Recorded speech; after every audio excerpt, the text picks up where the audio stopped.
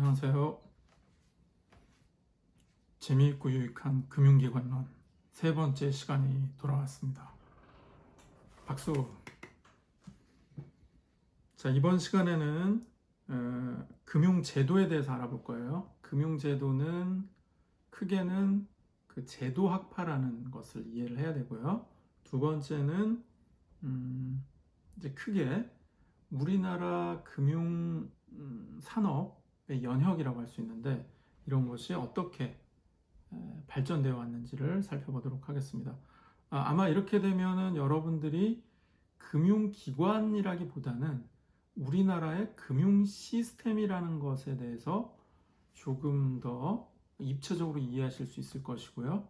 그것은 아마 여러분들이 그래도 단순하게 내가 금융 지식이 좀 있느냐라는 것과는 차별화되는 나는 체계적인 금융에 대한 금융 산업에 대해서 학습을 했다. 이렇게 말씀을 하셔도 될 거예요. 자, 제도학파 들어가 봅시다. 자, 제도학파라는 게 있습니다. 제도. 무슨 제도 아시죠? 자, 제도학파란 뭐냐면은 경제적 생산 활동의 결과는 특정 사회의 정치적, 사회적 제도, institution, 제도에 달려 있다라고 주장하는 학파입니다. 자, 볼게요. 원래 경제이론에서는 인간의 합리성 그리고 인간의 이기심이라는 건 뭐냐면 나는 잘 되고 싶다 이런 것들을 가정합니다. 그러면 어떻게 보면 굉장히 평등하고 균질한 시장의 환경을 가정하게 되거든요. 그래서 여기서 이런 말도 나오게 되죠. 정보의 비대칭성. 우리는 이 금융기관론을 통해서 자주 등장하게 될 용어 중에 하나가 정보의 비대칭성인데 그게 무슨 말이냐면 정보가 대칭, 정보를 이쪽에서 바라보는 사람이나 저쪽에서 바라보는 사람이나 대칭 똑같다라고 한다면 얼마든지 나의 선택에 따라서 비등비등한 성과를 낼 수가 있을 텐데 실제로는 어떻습니까? 정보의 비대칭성, 사실은 대칭적이지가 않아요. 은행 창구에서 은행 산업에 종사하는 사람들과 일반적으로 우리가 공부하는 학생들이라든지 아니면 제조업이나 무역업 같은 데 종사하는 분들 또는 가정주부이거나 다른 분야에 종사하는 분들의 정보가 같을 수가 없어요. 그거는 접하는 환경과 자기가 뭐 개인적인 취향도 있겠지만 기본적으로 접근할 수 있는 정보의 접근성이 다르다. 그렇기 때문에 비대칭성이 발달하는데 자, 다시 갑니다. 제도학파란 뭐냐면은 인간 합리성의 한계. 인간이 합리적이라고 하지만 사실 그렇게 합리적이진 않아요. 그 다음에 정보의 불완전성. 비대칭성이랑 비슷한 말이죠. 정보가 완전하지가 않아요. 그래서 내가 판단을 하는데 한계가 있습니다. 그리고 시장 균형에 대한 인식. 시장이 과연 균형을 이루고 있을까? 또 비슷한 얘기입니다. 인간의 이기심. 인간은 이기심, 나의 발전을 위해서 무조건 좋은 쪽으로만 선택을 한다라고 가정하고는 하는데 모든 사람이 그렇지는 않아요. 차라리 포기하는 게 낫다. 나는 굳이 그렇게 무리하게 그게 더 좋은 것을 알지만 그걸 선택하고 싶지는 않다. 이런 사람들이 생각 외로 많이 있습니다. 자, 이런 한계를 인정하자는 겁니다. 그래서 베블런이라는 사람이 19세기에 제도학파의 주류가 됐는데 인간의 공통적인 습관 내지는 습관의 생성물인 관습 이런 것을 우리가 제도라고 표현할 수 있는데 이 제도는 관성적이고 안정적인 성격을 가지고 있기 때문에 중요한 특성이 전수되고 그러니까 이렇게 세대를 아우르면서 세대를 이어가면서 전수가 되고 또 진화되면서 현상 인식의 틀을 제공한다. 자, 우리나라의 경제의 대표적인 제도가 어떤 것입니까? 네, 뭐 민주주의, 민주주의도 있지만 시장 경제이죠. 시장 경제. 사회주의 경제가 아니죠. 시장 경제이죠. 이것도 하나의 커다란 제도가 되겠습니다. 그 철학과 그 제도의 기치 아래 우리가 다양한 법률 체계 그리고 금융산업의 형성체계, 그리고 그것을 운영하고 있는 운영체계들이 갖추어지게 된 것이죠. 그래서 여기서 말하는 제도라는 것이야말로 우리가 몸을 담고 있는 세상의 금융에 있어서는 대단히 중요하다, 이렇게 말할 수가 있겠습니다. 제도학파는 자본주의 사회의 기초적 사유재산권 보장, 그리고 재산권이 확실하게 보장되어 있으면 개인과 조직은 재산 가치를 높이기 위해 최선의 노력을 기울일 강력한 동기와 유인을 가진다고 본다. 그래서 재산권 이론과 거래 비용 이론이 경제사 이론의 근간을 이루는데, 사실은 신제도학파다라고 해서 여기서 불완전한 내용들을 계속 보완해 나갑니다. 자, 꼭 그런 것일까?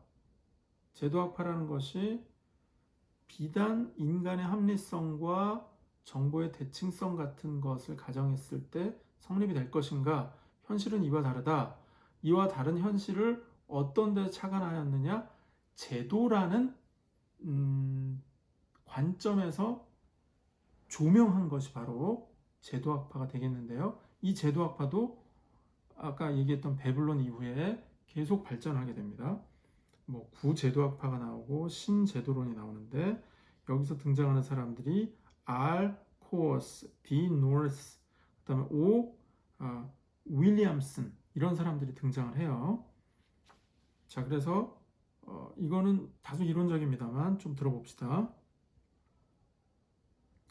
구제도학파는 개인의 이기심과 합리성을 기초로 하는 신고전 이론을 바탕으로 하는데 반해서 신제도학파는 주어진 선호를 극대화하고자 하는 합리적 개인을 유지하는 상태에서 거래의 불확실성, 복잡성, 인간의 제한적인 합리성, 기회주의를 가정해서 현상을 분석하는데 미시경제학의 기본 가정과 분석 모형을 활용합니다. 이제 좀 테크니컬하게 들어갑니다.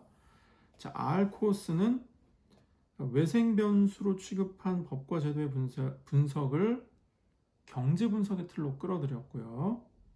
그래서 거래 비용이라는 것을 또 착안을 하게 됩니다. 그래서 거래 비용 경제학으로 대표되는 신제도학파의 이론적 틀을 제시했어요. 자, 이런 얘기들은, 자, 봅시다. 여러분들이 나중에 대학원을 진학을 했어요. 그래서 논문을 쓰게 됐습니다. 자, 그러면 논문을 쓸 때 꼭 들어가야 되는 영역이 뭐냐면 문헌 연구. 그러니까 과거에 어떤 연구들, 선행 연구는 무엇인가, 이것을 반드시 짚고 넘어가야 합니다. 자, 이게 구제도학파, 신제도학파들에 대한 이론, 이런 것들이 바로 선행 연구의 영역이 되겠습니다. 자, 이런 것은 여러분들이 나중에 논문을 찾으면서 스스로 하실 영역이긴 하지만, 자, 제도학파에 대해서는 잠깐 듣고 넘어가는 것으로 할게요. 자, 그 다음에 D. 노스라는 사람이 있는데, 이분은 경제사적 입장에서 제도의 거시적 접근을 시도를 했고요. 인간이 고안한 사회의 게임 규칙으로 인식하자. 자, 일종의 게임 이론이라는 게 있어요. 게임 이론처럼 여러 가지 공식적인 규칙, 비공식적인 제약, 이 특성 안에서 우리가 움직일 수밖에 없다라는 것으로 정의를 해서 나갑니다. 그래서 제도적 환경, 제도적 장치, 제도적 환경이란 정치, 사회, 법의 규칙의 집합이고, 제도적 장치란 이 경제 주체들이 경쟁하고 협동하는 방식을 규정하는 그런 합의적 장치, 이런 개념을 계속 창안해냅니다. 그러나 이게 개인의 독창적인 것이라기보다는 사회 현상을 연구하고 관찰해서 나온 결과라고 보는 것이 더 타당하겠습니다. 일상생활의 불확실성을 감축시키고 경로 의존적으로 생성 변화한다고 본다. 오 윌리엄슨 같은 경우에는 미시적 접근을 시도했고 지배구조를 파악했고 이것을 제도라고 정의해서 어떤 형태의 지배구조가 거래 특성에 따라 거래 비용 측면에서 더 효율적인가를 분석했다.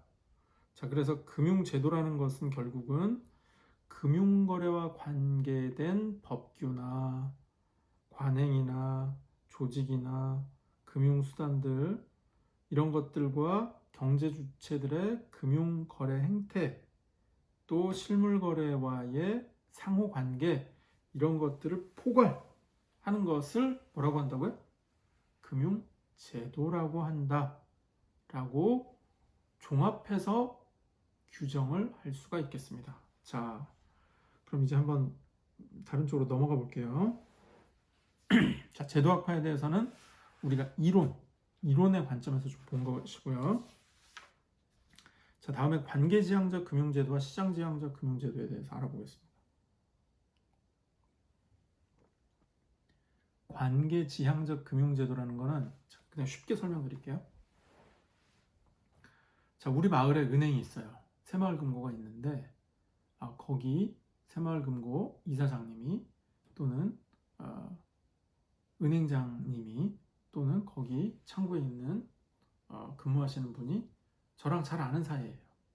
또는 우리 아버지랑 우리 삼촌이랑 우리 친척이랑 잘 아는 사이예요. 왜? 이분들은 우리 마을에서 나고 자란 분들이기 때문에. 그래서 최근에 입사하신 분도 제가 아는 선배님이 들어가셨고 또 지금 이제 높은 지위에 있는 분도 우리 아버지랑 잘 알고 지내시던 오래된 벌써 20년 이상 30년 이상 알고 지낸 사이이고 자, 그런 관계입니다. 자, 그런 데서 우리가 금융거래를 한다. 그럼 어떻게 될까요? 그러면 웬만한 것은 다 가능할 수 있습니다. 왜요?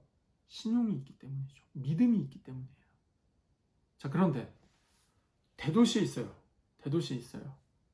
그리고 새마을금고가 아니라 무슨 굉장히 큰 은행의 지점이에요. 갔더니 다 처음 보는 사람이에요. 은행 창구도 제가 본 적도 없는 분들이고 그 위에 있는 과장님이나 또 그 위에 있는 지점장님 이런 분들 제가 알 수도 없고 전혀 모르는 분들이에요. 그럼 어떻게 됩니까?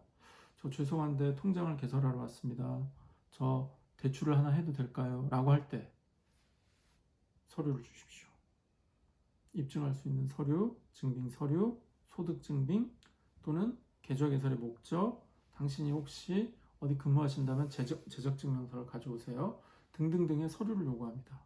자, 이쪽 새마을금고와 이쪽의 은행 지점의 속성. 자, 이제 느낌 오시죠? 이쪽은 뭐라고 얘기할 수 있을까요? 관계지향적 금융제도. 이쪽은요?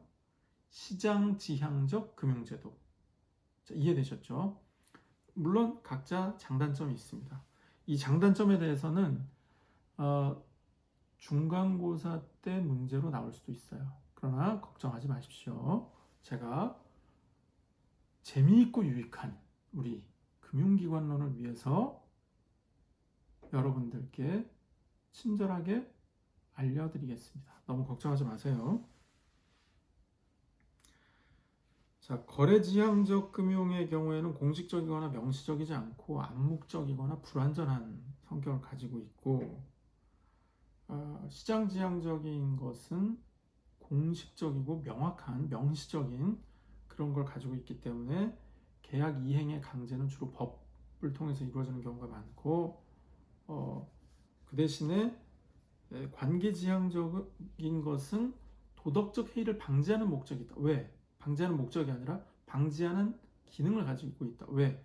우리가 알고 지낸 신용이 쌓인 관계이기 때문에 그렇다라고 말할 수가 있겠습니다. 자, 겸업은행제도가 있고 전문은행제도가 있고 제가 지난 시간에 말씀드렸던 것 같아요. 대형화가 되는데 전문화가 되는 거는 좀 상반된 접근이다. 자, 보세요. 겸업은행제도는 주로 어디서 많이 했냐 하면 유럽 쪽에서 많이 했고요. 그 다음에 전업 한 가지만 하는 거 이것은 주로 미국, 일본, 한국에서 많이 했습니다. 자, 그러다가 점점 어떤 쪽으로 간다? 이 전업의 장벽을 허물어뜨리는 쪽으로 간다. 그래서 예금을 받는 은행이 투자를 하는 은행의 성격까지도 아우르고, 나아가서 은행이 증권업도 가고 보험업까지 가는, 그렇게 넓어지는 게 추세입니다. 이해되셨죠? 겸업, 전업. 자, 그 다음에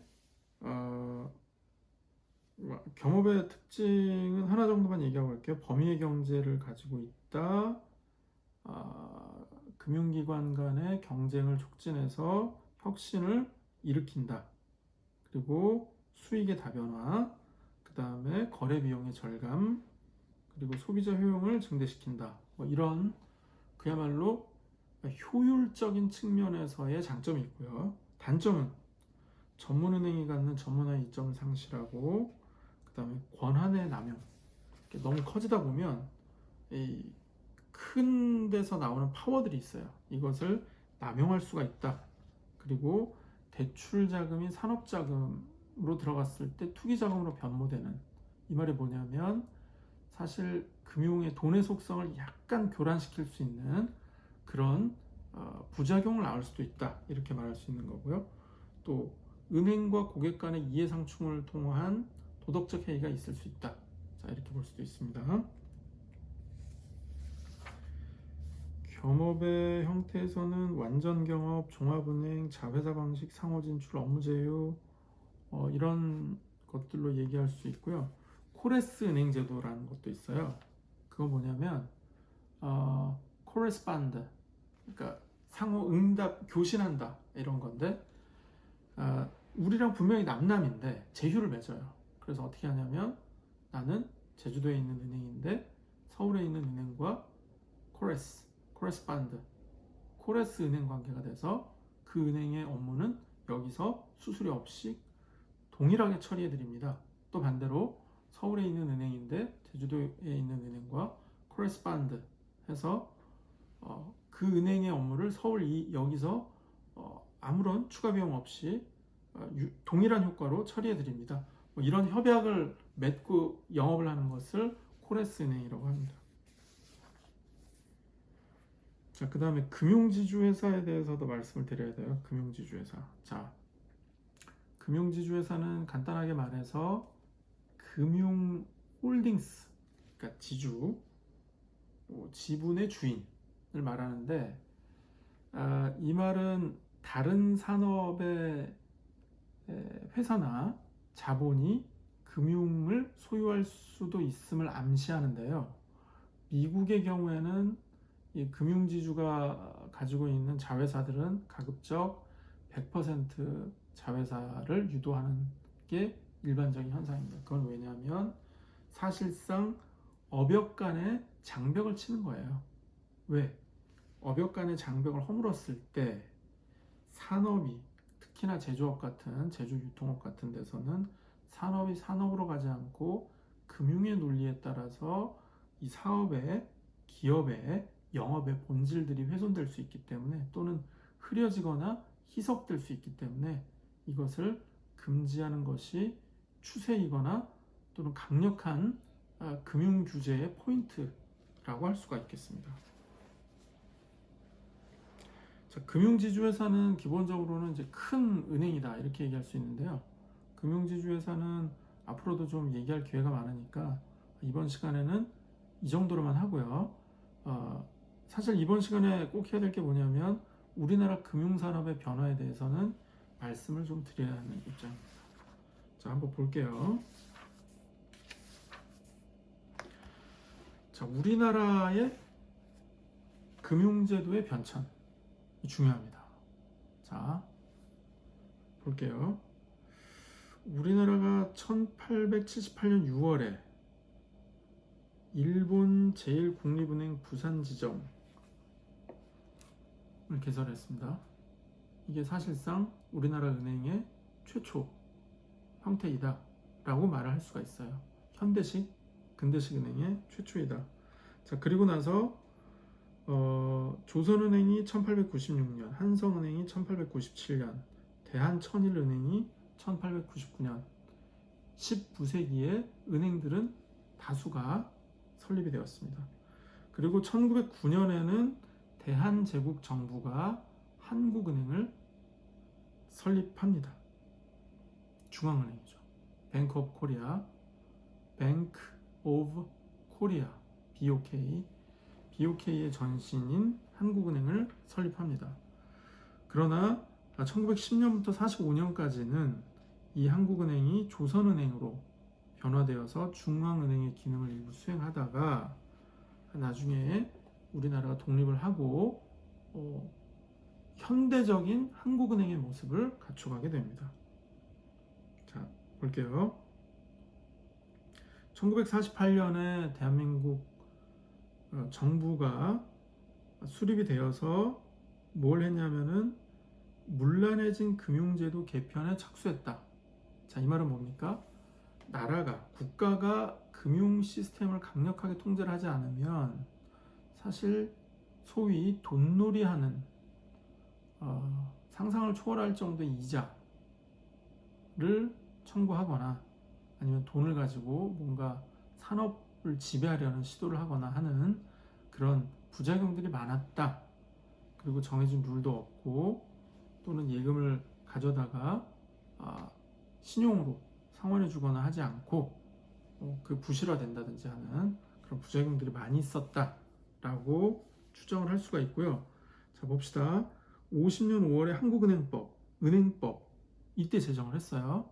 자, 1950년이 사실상 현대적 금융의 법 체계가 시작이 됐다. 이렇게 볼 수가 있습니다.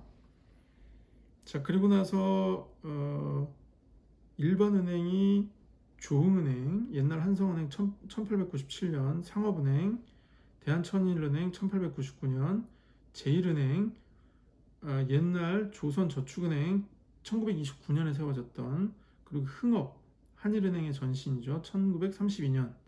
그리고 지방은행으로는 서울은행 1958년, 한국산업은행 1954년, 농업은행 1956년, 대한증권거래소 1956년. 자, 어때요? 그래도 우리가 1950년대에 현대적 금융의 굵직한 체계들은 갖추기 시작했다. 이렇게 우리가 인식을 할 수 있습니다. 자, 그리고 개발금융의 시대로 들어와요.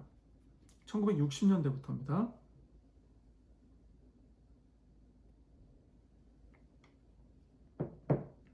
자, 한국은행법이 전면 개정되고요. 이러면서 이때 뭘 하냐면은 그 부정축제를 회수한다. 국가가 통제하겠다라는 명목 하에 은행들이 국유화됩니다.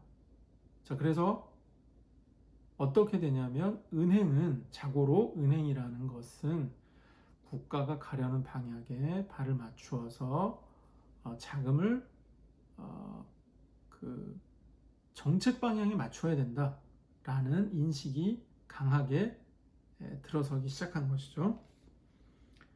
그래서 농업협동조합 1961년, 중소기업은행 1961년, 국민은행 1962년, 수산업협동조합 62년, 한국외환은행 67년, 한국주택은행 69년 등이 설립이 되었어요. 이게 대부분 특수은행들입니다.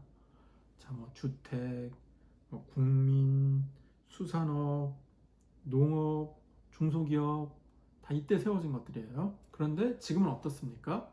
이 중에 대부분이 아주 강성한 금융지주 회사의 성격도 띠고 있고 거대 금융회사의 성격도 띠고 있음을 알 수가 있죠.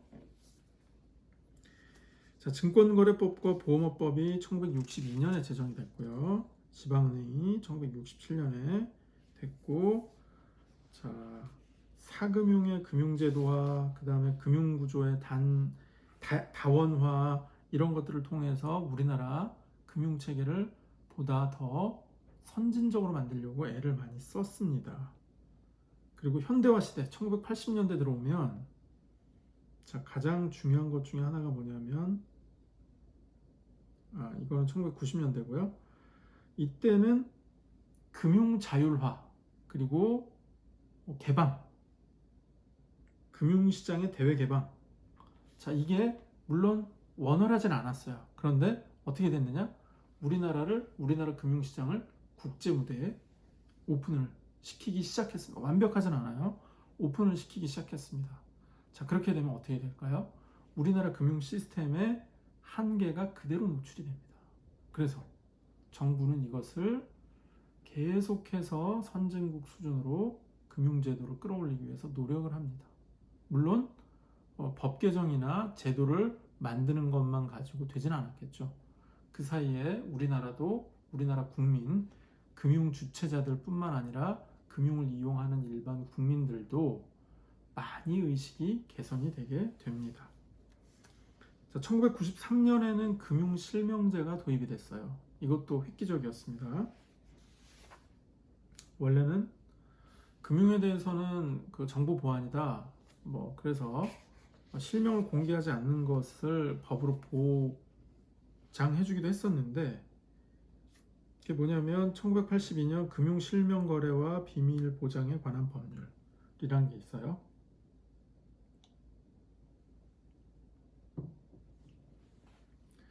자, 이것은 뭐냐면은 금융거래를 하는 사람들에게는 어느 정도의 비밀 보장할 수 있는 권리를 줘야 된다는 것인데, 점차 금융실명제를 통해서 아주 투명하게 공개되는 시장으로 점점 나아가고 있는 중이죠. 자, 그리고 나서 드디어 금융 국제화 시대, 이게 뭡니까?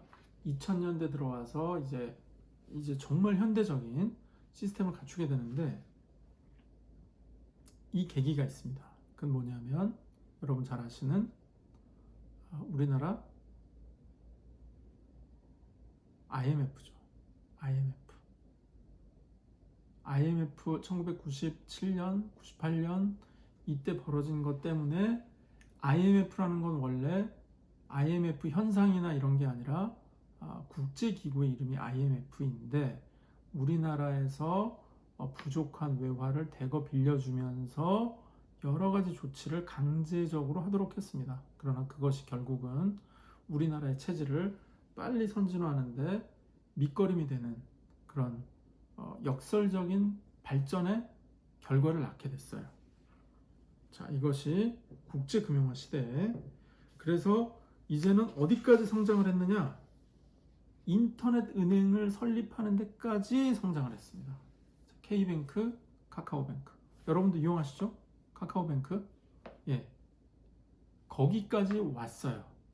자, 그럼 여기까지 오는 데 있어서의 명암 또는 여러 가지 고민과 시행착오를 통한 제도적 보완, 이런 것들이 발달돼서 현대 2020년도에 금융 시스템이 완성 또는 진화가 됐다, 이렇게 말해볼 수가 있습니다. 자, 오늘 수업은 여기까지 하고요. 다음 주에는 금융산업의 경쟁과 규제에 대해서 알아보도록 하겠습니다. 자, 여러분 힘내시고 재미있고 유익한 금융기관론, 오늘은 여기까지 하겠습니다. 감사합니다.